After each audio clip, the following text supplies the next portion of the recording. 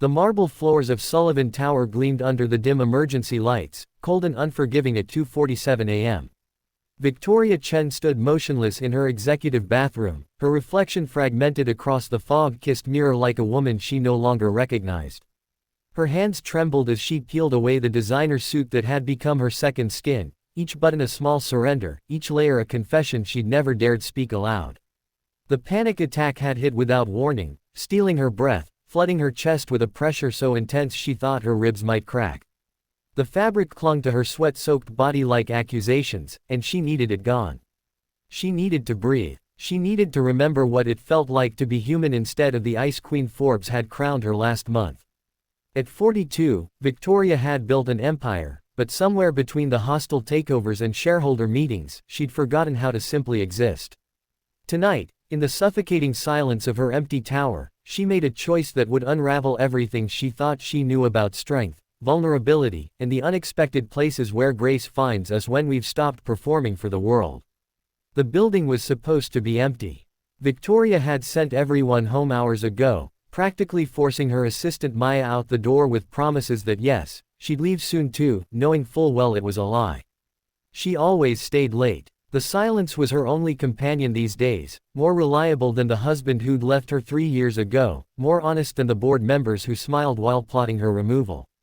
She stepped out of the bathroom into her private office suite, the cool air kissing her bare skin. For the first time in months, she felt something other than numbness.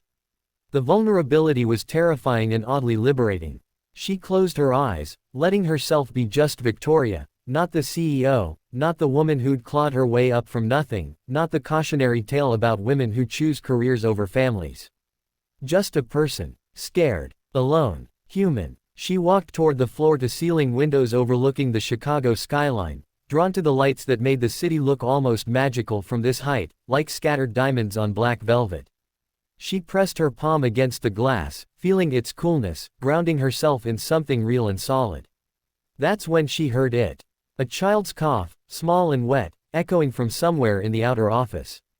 Victoria's heart stopped. Her eyes flew open. No, impossible. She'd checked every floor. The building was locked down. Security had confirmed everyone was out.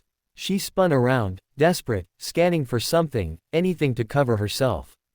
Her discarded suit was in the bathroom, too far. There was nothing within reach except her desk chair and her own racing heartbeat. "Daddy, I'm cold," a small voice whimpered from beyond her office door. "I know, buddy. Just a few more minutes, okay. Daddy's almost done." Victoria's breath came in sharp gasps. The maintenance closet. God, there was someone in the maintenance closet just outside her office. Marcus, the night janitor. She'd barely registered his existence in the 3 years he'd worked here, just another invisible person keeping her world running while she focused on quarterly earnings and market shares. She grabbed a throw blanket from her leather couch, wrapping it around herself with shaking hands. Her face burned with humiliation so profound she thought she might be sick. This was it. By morning, this would be everywhere. The tabloids would have a field day. Her enemies on the board would finally have the ammunition they needed. But then she heard the cough again, deeper this time, rattling in small lungs. Something shifted inside her. The panic receded, replaced by something older and more fundamental.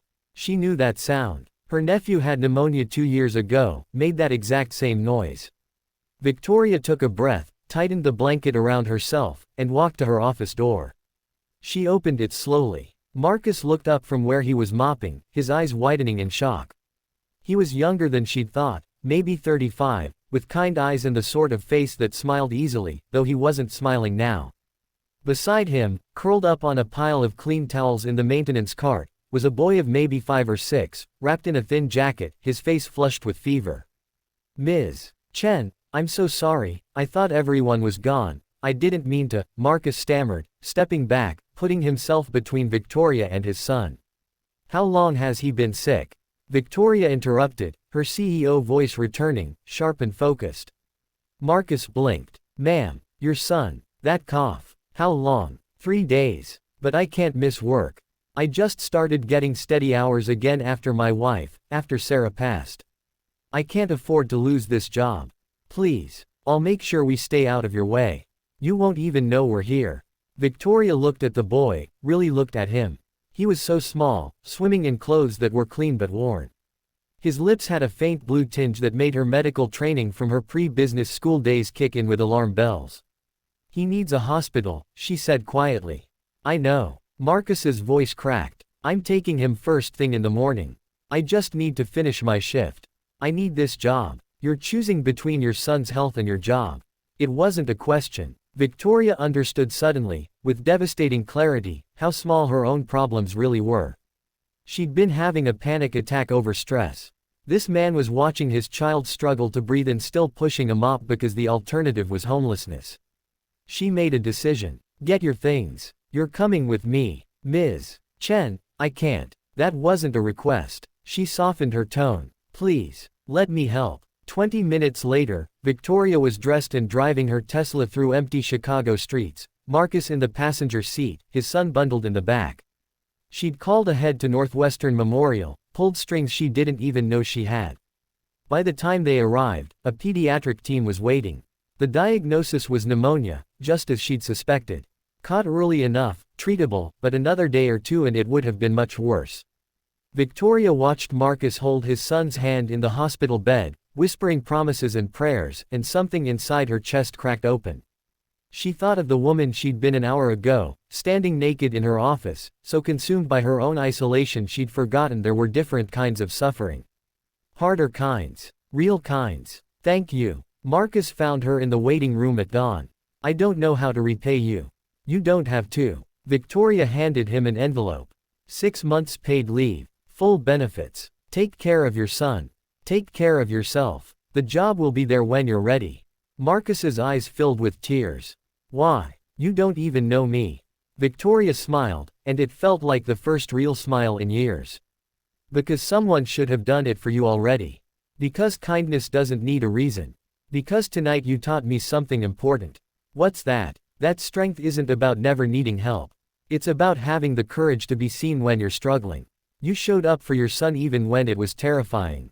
That's real power." As the sun rose over Chicago, painting the sky in shades of gold and pink, Victoria realized she'd walked into that office building yesterday as one person and was leaving as another. The panic attacks would come again. The board would still plot. The loneliness would still whisper in quiet moments. But she'd also remember this. The moment she stopped performing strength and discovered it had been inside her all along, waiting to be used not for conquest or achievement, but for something infinitely more important. For simply showing up as a human being for another human being who needed grace.